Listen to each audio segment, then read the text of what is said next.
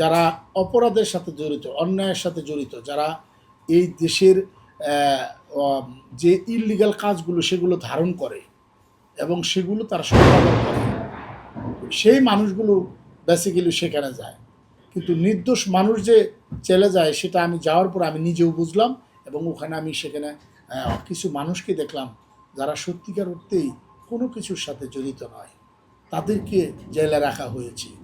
এবং সেটা দেখে খুবই অবাক হলাম যে শুধু একটি সিদ্দিকুর রহমান নয়, সিদ্দিকুর রহমানকে সারা বাংলাদেশের মানুষ পছন্দ করে, ভালোবাসে, সেই জায়গা থেকে সিদ্দিকুর রহমান আসছে।